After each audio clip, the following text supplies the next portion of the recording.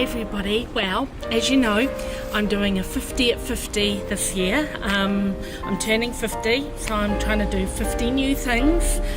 And I've got a bucket list and everything. One of those 50 at 50 things that I want to do is be on the stage. Now, those nice people over at the Chester Operatic Society have very kindly let me audition, and I passed that audition, so I'm going to be on the stage later reading Roald Dahl's Three Little Pigs. And I got my piggy. See, best of British theme. So come with me and have a look at what they're doing. My loyal subjects, we have a packed and varied programme this evening. But firstly, a chorus from that regrettably English composer, Andrew Lloyd Webber, Music of the Night.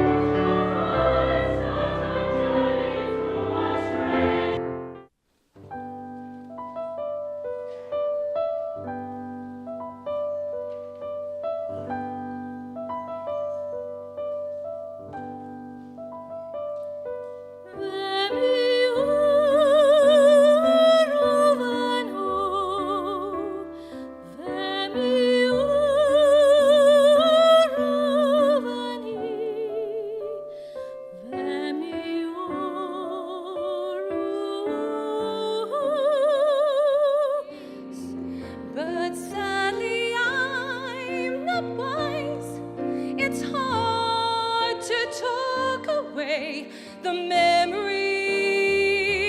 that you prize. Love is worth forgiving for. Now I realize everything worth living for is there in his eyes.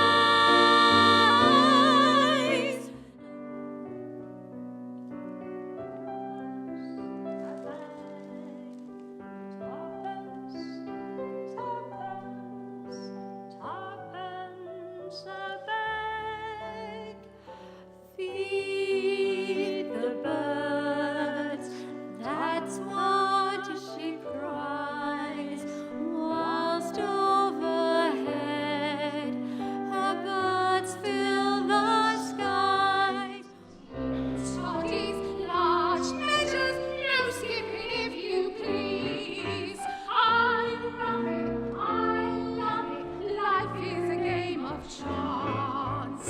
I never tire of it, leading its merry dance. When you got someone to love, you forget your cares and strife, and let the brute look down on us, let the wide world frown on us. It's a fine, fine life.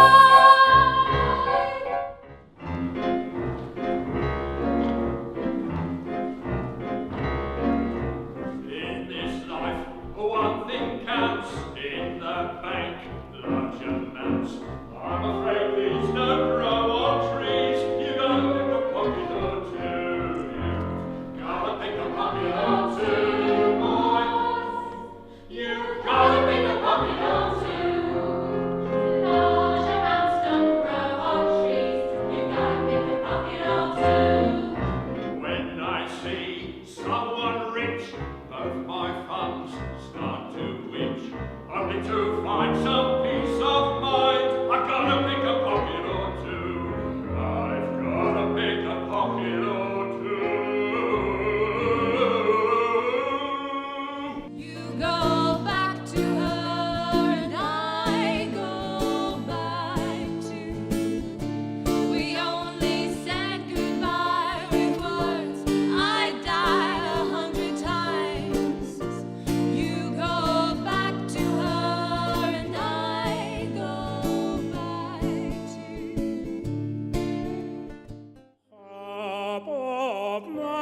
thy youth and thy music adieu. Widow and children.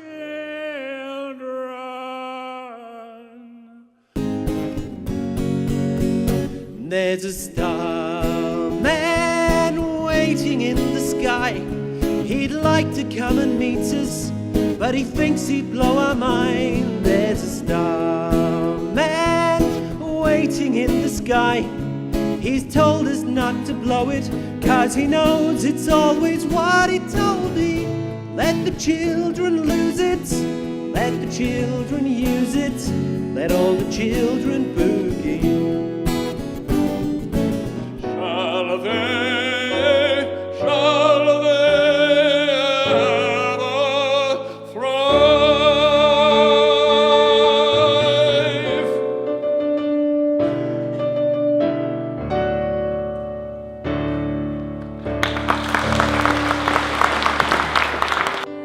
And when it's cold and bleak, I feel no fear.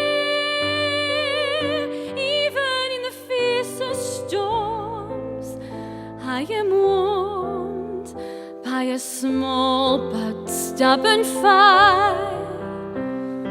Even when outside it's freezing, I don't pay much heed. I know that everything I need is in here. It isn't much, but it is enough for me. But I want love, just a different kind. I want love, won't break me down, won't break me up, won't fence me in. I want a love that don't mean a thing. That's the love I want. I want love. Somebody, can anybody find me somebody to love? Above all others is the pig. Pigs are noble, pigs are clever, pigs are courteous. However, now and then, to break this rule, one meets a pig who is a fool. What, for example, would you say if strolling through the woods one day, right there in front of you, you saw a pig who built his house of straw? The wolf who saw it licked his lips and said, "That pig has had his chips. Little pig, let me come in." No, no, by the hairs of my chinny chin chin. Then I'll huff and I'll puff and I'll blow your house in. No, The little pig began to pray, but Wolfie blew his house away. He shouted, "Bacon, pork and ham. Oh, what a lucky wolf I am." And though he ate the pig quite fast, he carefully kept the tail till last. Wolf wandered on, a trifle bloated. Surprise, surprise, for soon he noted another little house for pigs. And this house had been built of twigs. Little pig, let me come in. no, no, by the hairs of my chinny chin chin. Then I'll huff and I'll puff and I'll blow your house in. The wolf said, "Okay, here we go." He then began to blow and blow. The little pig began to squeal. He cried, "Oh, wolf, you've had one meal. Why can't we talk and make a deal?" The wolf replied, "Not on your Nelly." And soon the pig was in his belly. "Two juicy little pigs," the wolf said. "But still, I'm not satisfied. I know full well my tummy's bulging, but how I adore indulging." So creeping quietly as a mouse, the wolf approached another house, a house which also had inside a little piggy trying to hide. But this one, piggy number 3, was bright and brainy as could be. No straw for him, no twigs or sticks. This pig had built his house of bricks. "You'll not get me," the piggies said. "I'll blow you down," the wolf replied. "You'll need," Pig said, "a lot of puff, and I don't think you've got enough." Wolf huffed and puffed and blew. The house stayed up as good as new. "If I can't blow it down," Wolf said, "I'll have to blow it up instead. I'll come back in dead of night and blow it up with dynamite." Pig cried, "You brute, I might have known." And picking up the telephone, he dialed as quickly as he could the number of Miss Riding Hood. "Hello," she said. "Who's speaking? Who? Oh, hello, Piggy. How'd you do?" Piggy cried, "I need your help, Miss Hood. Oh, help me, please. Do you think you could?" "I'll try, of course," Miss Hood replied.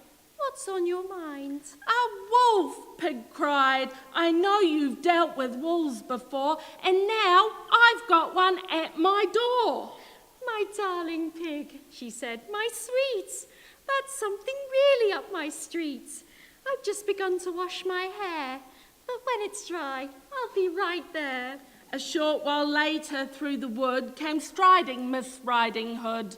The wolf stood there, his eyes ablaze, his eyes yellowish like mayonnaise. His teeth were sharp, his gums were raw, and spit was dripping from his jaw. Once more the maiden's eyelids flickers. She drew the pistol from her knickers and kills him with a single shot. Bang! Pig peeping through the window stood and yelled, "Well done, Miss Riding Hood." "Ah, Piggy, you must never trust young ladies from the upper crust. For now, Miss Riding Hood, one notes, not only has 2 wolfskin coats, but when she goes from place to place, she has a pigskin travelling case."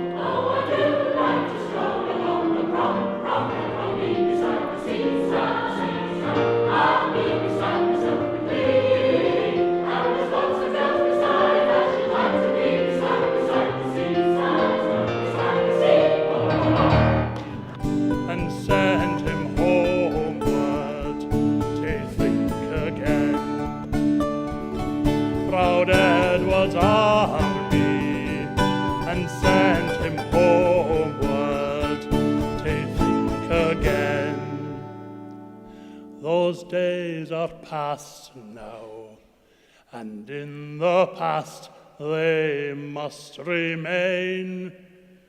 But we can still rise now and be a nation again, and send him homeward to think again, to think again.